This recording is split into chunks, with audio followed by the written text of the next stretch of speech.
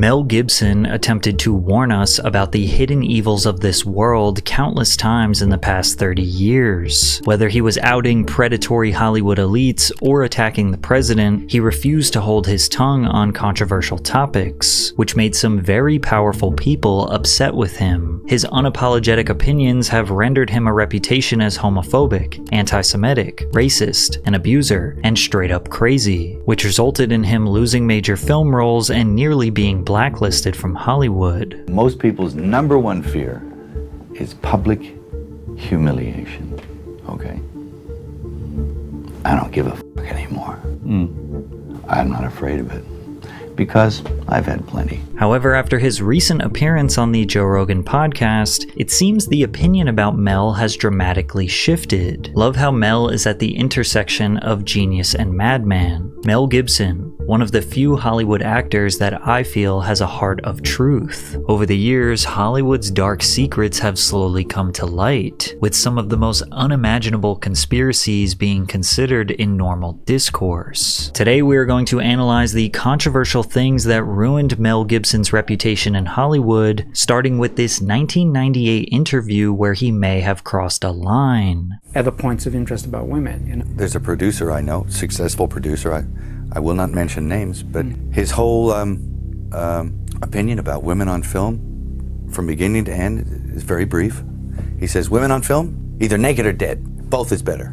Although we don't know for sure, perhaps Gibson was referring to Harvey Weinstein, because just a couple years after this interview, he created the film Frida, where Salma Hayek alleged that Weinstein would only let her finish the film if she agreed to do a scene with another woman, and he demanded full frontal nudity. Even if that allegation is false, there is no doubt that the mantra, "get naked, get nominated," has become kind of a running joke in Hollywood. You know, Right. it used to be, you get naked, you get nominated. But when you think about it, that's kind of a dark reality for women in film. In the past 37 years, only 2 women who won Best Actress at the Oscars had never been on camera. Cher, who won in 1987, and Michelle Yeoh, who won in 2023. Now, the specific roles that got these women the nominations or victories were not always the films that they were nude in, but considering 95% of the winners were naked on film at some point in their career, does beg the question if the elites demand this requirement. Hollywood quickly made Mel realize that normal life is much more appealing than the not-so-glamorous red carpet. He was an outsider, born one of 11 siblings in the Hudson Valley area of New York. His father uprooted his family to Sydney, Australia, where Mel began studying theater and performance art while taking on small acting roles. His big break came in 1979 with the cult classic Australian film Mad Max. Produced on a budget of just $350,000, Mad Max earned an astounding $100 million worldwide, setting a Guinness World Record as the most profitable film in history at that point. Naturally, they made a follow-up film, which many fans believe to be one of the best sequels ever. Mel continued to focus on Australian films. By 1985, he had a few hits under his belt and even was paid $1 million for his reprisal of Max Rokitansky in Mad Max Beyond Thunderdome. In 1987, the 30-year-old Australian superstar decided to take his talents to Los Angeles, California, where he immediately felt uncomfortable with his surroundings. When I came over here, I had a whole bunch of weird paranoid suspicions about what the hell was going on, because there was a lot of stuff I couldn't understand, and nobody was really bothering to explain it to me. And I formed a bunch of opinions about the town and about the people in it that were like, surely that couldn't be,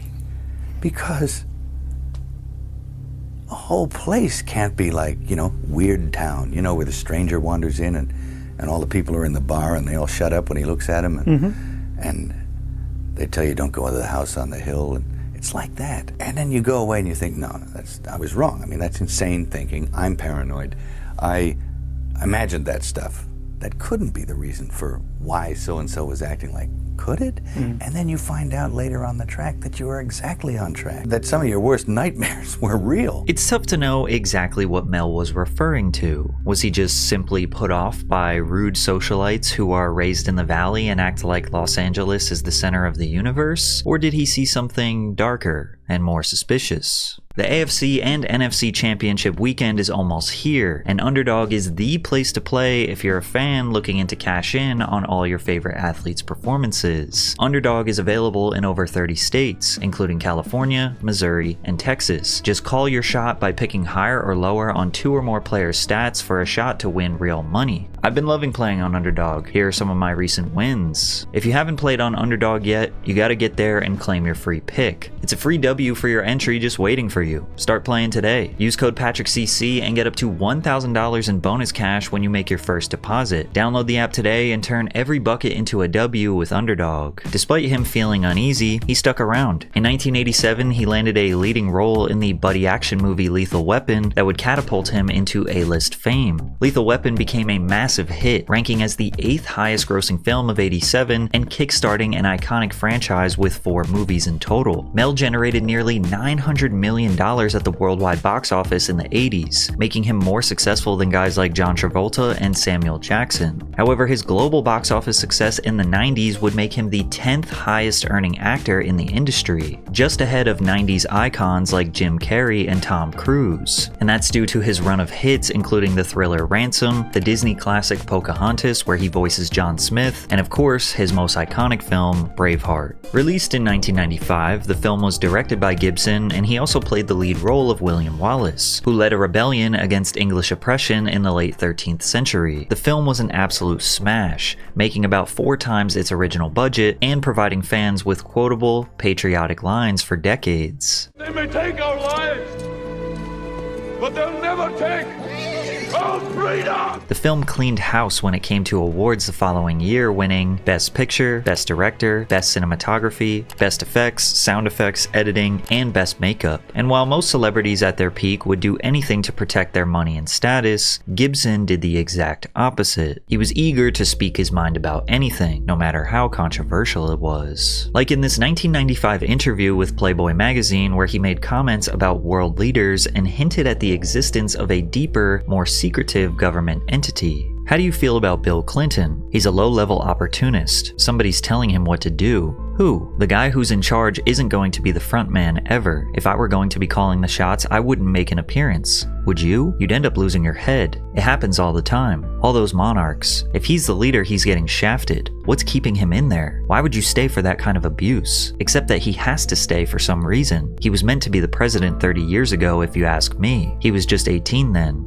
Somebody knew then that he would be president now. You really believe that? I really believe that. He was a Rhodes Scholar, right? Just like Bob Hawke. Do you know what a Rhodes Scholar is? Cecil Rhodes established the Rhodes Scholarship for those young men and women who want to strive for a new world order. Have you heard that before? George Bush? CIA? Really, it's Marxism, but it doesn't want to call itself that. Carl had the right idea, but he was too forward about saying what it was. Get power, but don't admit to it. Do it by stealth. There's a whole trend of Rhodes Scholars who will be politicians around the world. As you can see, Mel Gibson was a conspiracy theorist before it was considered cool, because Mel's theory about Bill Clinton is very similar to what many have felt and talked about Joe Biden for the past 4 years, primarily due to Donald Trump just straight up saying that a shadowy secret entity referred to as the deep state are actually running the country. Now, both political parties have justifiably criticized Joe Biden's mental and physical health, questioning if he was ever fit to hold office, but even if the deep state is just a conspiracy, we can all agree that rich oligarchs with billions invested into lobbying and greasing politicians' pockets are really who call the shots in this country. Yet just when it seems like Mel Gibson is voicing opinions no other celebrity would dare risk, he says something that makes you genuinely question his sanity. Like when he met Christopher Walken and witnessed his supernatural abilities? No, he came to see me on a rooftop in New York. I said, "Hey, can I talk to you?" And he said, "Sure." And he floated in, sideways, through a crowd of people. He was wearing black. And it was like one of those old vampire movies where they don't walk, but they glide. And he was a dancer, you know, so he has he's very, graceful. Yeah. And he moved sideways, and he just sat down in a chair next to me. And it kind of frightened me. And he's a very smart guy. And we started talking, and I didn't, say much of anything about reading the script, nothing. I just started talking about the Middle Ages, and he began to talk tortures, and we swapped tortures because I'd read this book on torture, and I tried to recall some of the most heinous things I'd ever read in this book, and And he was like, and he'd try and top it. And my assistant was there, and he left because he couldn't stand it anymore. Yeah. The air had turned cold. And then he left, and I wanted to leave because I knew that I didn't want to work with him. And he was getting scary. And then I turned around, and it was on top of the Peninsula Hotel. I turned around to avoid his steady gaze at one point. Yeah. And I was looking at a building with the top of the sixes on it. So there was a huge illuminated 666 in red. Yeah. And I went from that to that to that, and he started smiling. And I thought, oh no, Chris Walken is the Antichrist. Yeah. Mel toes this line of absolute insanity while recalling enough details to believe his stories are true. Does Mel actually think Christopher Walken has some sort of devilish abilities, or did they simply have a strange conversation and he is referencing the 1993 film True Romance, where Walken says he is the Antichrist? Do you know who I am, Mr. Wally? Who are you? The Antichrist. But this wasn't the only time in the interview where Gibson mentioned a satanic presence in Hollywood. A place like this can humiliate you. And it can humiliate you, it can be humbling. I mean, it does rip your life to pieces. Does it? If you'll let it. Yeah. And it's always pounding at the walls. It's these little guys, these little heathens with no soul downstairs with horns on their head with a battering ram trying to like beat your walls in. Now, I think it's safe to assume that Mel did not actually meet little trolls with horns on their heads, but still to this day there are widespread fears of satanic ritual abuse and cult activity, particularly in Hollywood. These fears go all the way back to 2nd century Rome. There were claims that secret Satan-worshipping cults exist that ritualistically abuse and sacrifice children. The European witch hunts of the 15th, 16th, and 17th centuries also incorporated claims of devil worship and child sacrifice. But America, which is a predominantly Christian nation, didn't feel any widespread threat of Satanism until the 1980s during the Satanic Panic, and most of that threat came from Hollywood. Movies like The Exorcist and Rosemary's Baby were frequently cited as examples of Hollywood glorifying Satanism and influencing impressionable audiences with demonic imagery. Bands like Black Sabbath, Judas Priest, and Iron Maiden were targeted for their dark imagery and lyrics, with people being so desperate that they played the songs backwards to find secret messages.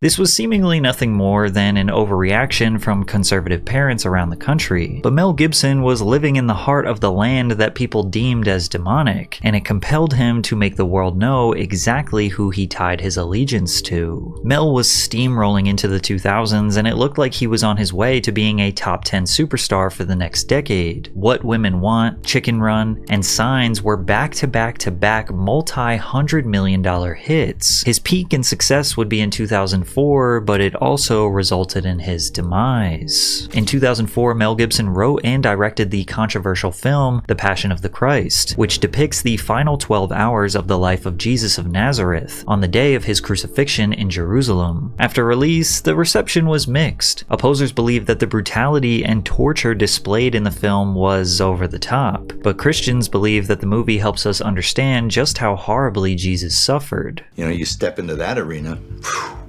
you know, it's going to create some fireworks. Did you think about that before you did it? Well, I thought, you know, a lot of other people did it. You know, George Stevens did it, and Cecil B. DeMille, and Franco Zeffirelli did it, and man, they didn't get too much. So I thought, I'll just try this, but man, it just was like, well, it was like lighting the world on fire. Well, you brought the pain to it. I sort of, you know, got gritty with it. Did you ever think it was too much? Of course it was too much. Yes, that was the whole point of it. It was the mystery of suffering, and which is the sacrificial lamb, you know. I mean, if it was easy, it isn't worth much. We know that Mel's film is not completely accurate to the Bible, such as depicting Satan as a woman and overemphasizing the story on Mary. The ADL, the leading anti-hate organization working to stop the defamation of Jewish people, said this film continues its unambiguous portrayal of Jews as being responsible for the death of Jesus. There is no question in this film about who is responsible. At every single opportunity, Mr. Gibson's film reinforces the notion that the Jewish authorities and the Jewish mob are the ones ultimately responsible for the crucifixion. The Vatican proclaimed that the Jews were not responsible for the murder of Jesus. Gibson is setting the clock back It's not about acting. It's about Mel Gibson at his anti-Semitic worst. This lie inspired the murder of my people and the millions over the centuries, and this lie inspired the Holocaust itself. But with all the controversy, the film did amazing at the box office. With a budget of just $30 million, it made more than $600 million worldwide, holding the record for the highest earning R-rated film for years. Additionally, the film can be credited in making church attendance rise and inspiring many people to reconsider and focus more attention on their faith. Regardless of its biblical inaccuracies, followers of Jesus believe the film is a net positive influence overall. However, the film is still widely regarded by many to be anti-Semitic and dangerous, and Jewish people's suspicions of Mel's underlying beliefs would be confirmed after a drunken rant with a police officer. At 2:36 a.m. on July 28, 2006, LA County Deputy James Mee pulled over Mel Gibson driving 87 miles per hour in a 45 mile per hour zone in Malibu. The officer spotted an open bottle of tequila in the passenger seat. Mee administered a breathalyzer test which showed the actor to have a blood alcohol level of 0.12%, well over the legal limit of 0.08. Gibson threatened the officer while sitting in the back seat of a patrol car, saying he, quote, owns Malibu and will spend all his money to get even with him. Gibson blurted out a barrage of anti-Semitic remarks about the Jews and yelled out, "The Jews are responsible for all the wars in the world." Gibson then asked the officer, "Are you a Jew?" The media absolutely exploded reporting Mel's shocking, hateful statements. Jewish rabbi Abraham Foxam said, "Liquor loosens the tongue of what's in the mind and in the heart. And in his mind and in his heart is his conspiracy theory about Jews and hatred of Jews." The same day, Gibson issued a public apology which partially reads, "I want to apologize specifically to everyone in the Jewish community for the vitriolic and harmful words that I said. I'm not just asking for forgiveness. I would like to take it one step further and meet with leaders of the Jewish community, with whom I can have a one-on-one discussion to discern the appropriate path for healing." Additionally, Mel opened up about his lifelong battle with alcoholism, being addicted to the drink since he was 13 years old. He says the torment is every time that you relapse, it's harder to fight your way back. The risk of everything, life, limb, family, is not enough to keep you from it. That's the hell of it. You are indefensible against it. If your nature is you one will of alcoholism, sacrifice anything. Most of the Jewish community felt that Mel Gibson's apology is unremorseful and insufficient, and this controversy was the nail in the coffin for his career. For the next 5 years, he virtually disappeared from Hollywood. This resulted in his fans believing that he was silenced for criticizing the Jewish people. To learn who rules over you, simply find out who you are not allowed to criticize. Don't sweat it, Mel. You're still welcome in Australia. We can handle the truth. And the conspiracies tied to this line of thinking would not slow down. In fact, they just got worse. During Mel's hiatus, there was another rush of the satanic panic and hyperfixation on Hollywood's ties with the devil. In the 2000s and 2010s, just about every mainstream pop artist and rapper has been accused of being in the Illuminati due to their own lyrics or their own imagery. The theory is that you cannot achieve this level of success without entering the secret society that controls the entertainment industry. Jay-Z and Beyonce are some of the most high-profile celebrities accused of being tied to the cult. The two holding up their signature Rock Nation hand sign was believed to symbolize the all-seeing eye, which is commonly associated with the Freemason logo or Illuminati symbolism. Beyonce even went out of her way to show the sign during the Super Bowl halftime performance. She even once posted a photo on Instagram of her blocking out Jesus over an Andy Warhol mural of the Last Supper. You also had Jay-Z's video for On to the Next One, which is loaded with symbolism: a crucifix, thick red lips dripping blood, and goat skulls with massive horns. Whenever a tragic death happened in Hollywood, it was attributed to being a ritualistic sacrifice. Rumors circled that Kanye West sacrificed his own mother, who tragically died during plastic surgery, to achieve even higher levels of fame, or that Amy Winehouse was trying to leave or refuse the Illuminati, and she was killed for it, which was amplified because of what she said in this interview. Have they tried to mould you in any way, though, if people ask you to do things to change the way you look or speak or behave? Yeah, one of them tried to mold me into a big triangle shape, and I went, no! Now, none of this information can be substantiated with any facts. We don't even know how any of these rumors or conspiracies started in the first place, but that doesn't mean that they're entirely baseless. There are a considerable number of celebrities that have leaned into the conspiracy as a shocking formula to get attention in the press. Like when Lil Nas X sold 666 pairs of Nike sneakers with pentagrams and a drop of real human blood on them, and his Montero music video where he descends down to hell to give the devil a lap dance. There have also been some stars straight up admitting to having an allegiance to the devil. Thank you to Satan for giving me inspiration on how to play this role. He is in Illuminati. I'm in Illuminati.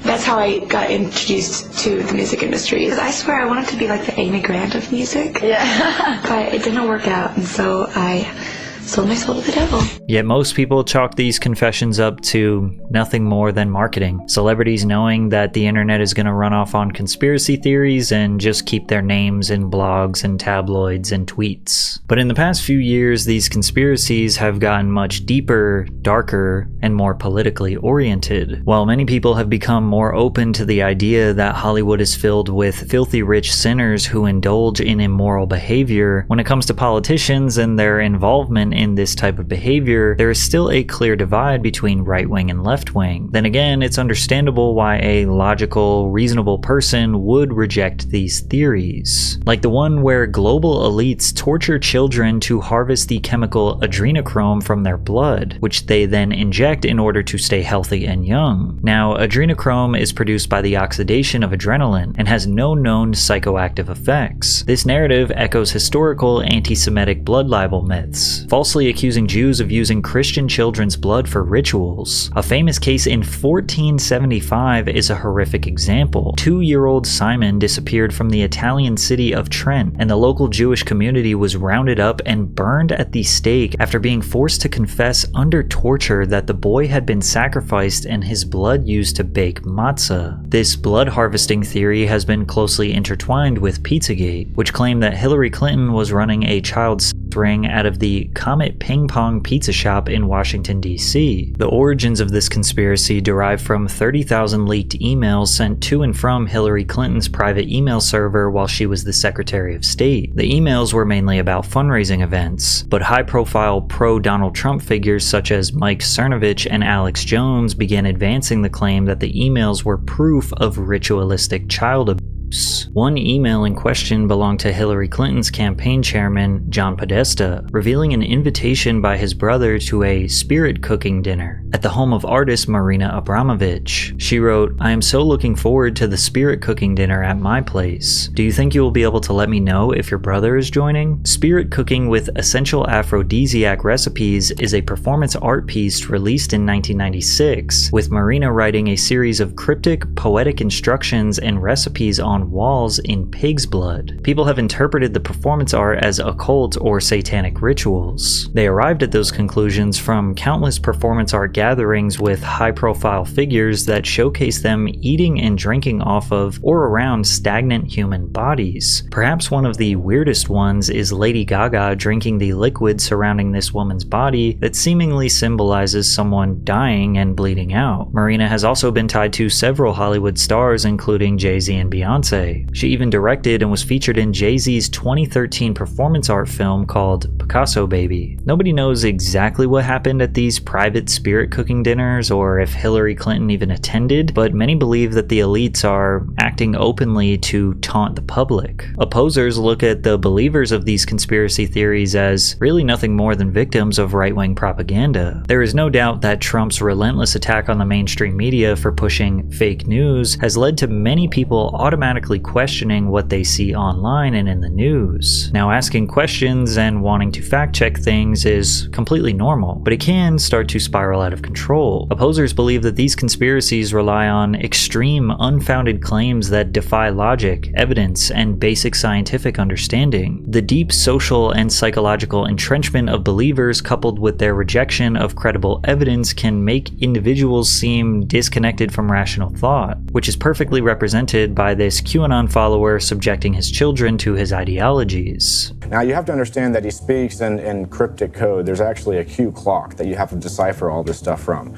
So this is a actual Q drop. Yep. Anderson Cooper, and you can see all the satanic artwork in the background, which is just troubling. I mean, you have a man here getting burned alive while there's some sort of satanic ritual going around in the background. I see that sacrifice is misspelled. Do you think that's also cryptic? Yeah, absolutely. These guys are smart. Anything that's misspelled, anything that looks out of the ordinary, there's something to it. The purpose of the movement is to question everything. The people who are pulling the strings is the Italian Vatican. They actually are reptilian bloodlines from another planet. They're basically robots. And the evil people that are there, such as the Rothschilds, who suck blood out of children to get adrenochrome and stay young and beautiful forever. But then something happened that gave enough justification to conspiracy theorists to essentially believe every rumor they ever heard, which was the investigation, arrest, and death of Jeffrey Epstein. Epstein was a high-profile financier that operated a vast network of sexual abuse and human trafficking involving underage girls. Countless powerful figures and high-profile celebrities were connected to and friends with Epstein. Suddenly, the idea that there is a pedophilic global sex trafficking organization that Hollywood stars may be involved in wasn't a conspiracy, it was true. However, since Jeffrey Epstein happened to die before he went on trial, the case remains unsolved. And still,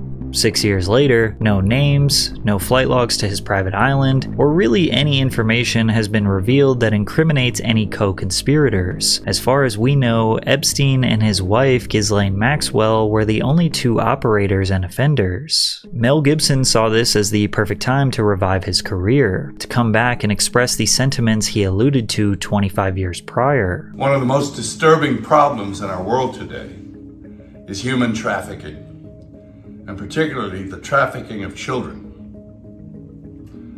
Our future is our children. Now, the first step in eradicating this crime is awareness.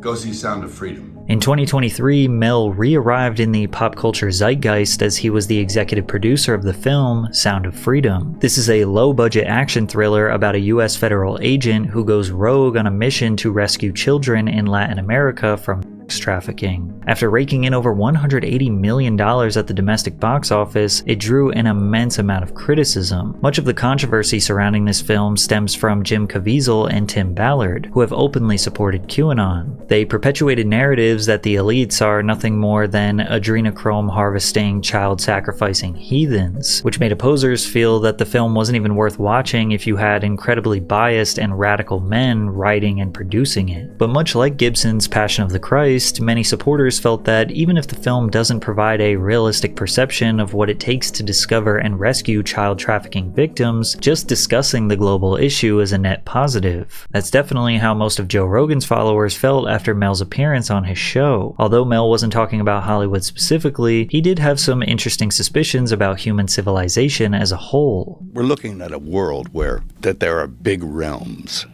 spiritual realms. There's good, there's evil, and they are slugging it out for the souls of mankind. And my question is, why are we even important? Little old flawed humanity, why are we important in that process where the big realms are slugging it out over us? Hollywood has become so political, it's hard to separate the two. Musicians, actors, producers often feel the need to take a political stance these days, and if they don't, they are criticized for staying quiet. It's gotten so bad that it feels like modern films are ruined just to align with a political ideology. Combine that with all these sadistic conspiracy theories, and it has many reconsidering if they want to support this industry at all anymore. Additionally, celebrities are speaking out and recounting their Hollywood horror stories and being met with love and support, whereas before they would be ostracized and called crazy. We have seen this with countless child stars, once deemed as crash-out drug addicts, and now we understand what Dan Schneider and associates may or may not have done to cause that. President Donald Trump even announced Mel Gibson as a special ambassador to the quote, great but very troubled Hollywood, and he will make suggestions directly to the president to bring back Hollywood stronger than ever before. Mel Gibson Gibson recognized something was off about Hollywood. He was vague when he described it, but I think it's safe to say his suspicions were sound. Even if you don't believe 90% of what was presented in this video, you can still at least get behind the idea that Hollywood is filled with narcissistic sociopaths. Granted, Mel Gibson might have also been that. He may not have been the best messenger. There is no doubt he has some extreme ideologies, ones that most rational people could never align with, but he at least remained consistent with his beliefs, even though it cost him the second half of his career.